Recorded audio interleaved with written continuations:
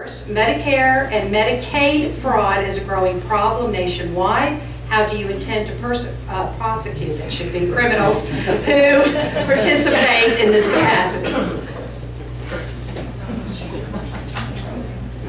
Much like question number one, the Medicaid, Medicare fraud is handled by actually a distinct agency. The Alabama Attorney General's Office has a Medicare, Medicaid fraud unit that investigates and prosecutes these cases. There's a very fine prosecutor named Bruce Lieberman who's in Montgomery that handles these cases. Again, as the district attorney, I will be 100% available to assist the Attorney General's office in these particular cases. Bruce is a very fine guy. He's very good to work with. You know, there's a lot of travel time involved. If they've got to come up and work something, we'll be here to answer docket calls and help them out, okay? The one thing about Medicaid fraud, this stuff is going to start to grow.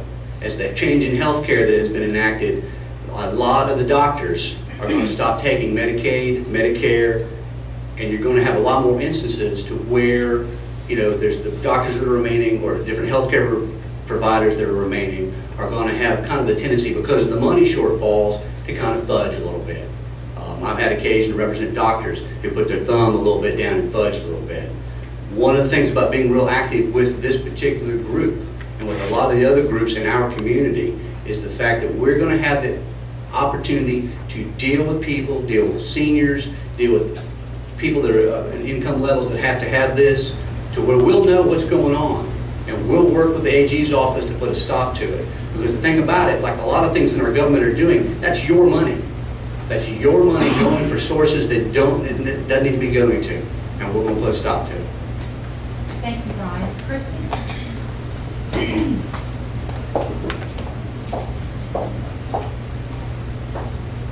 In this particular case, Mr. Jones is wrong.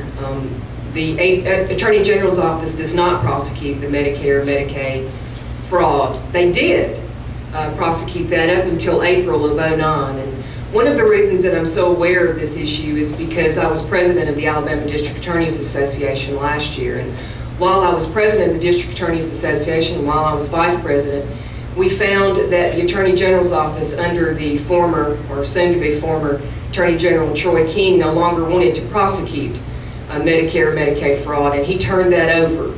As a matter of fact, he turned it over to DHR. And state DHR now has the Medicare, Medicaid fraud cases.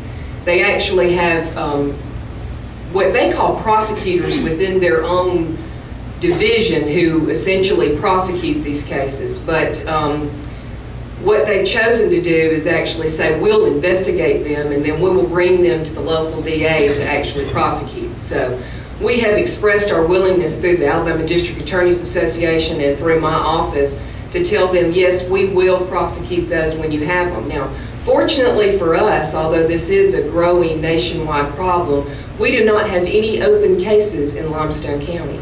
There has not been one of those cases made. There's not been one reported to state DHR. These are handled through the Anniston DHR office. And they have not had one reported to them. The last one that was here was actually completed in '09 by the Attorney General's office before they forfeited their right to actually prosecute these cases. So we intend on treating those as the thefts they are, and we will pursue those when they come to us.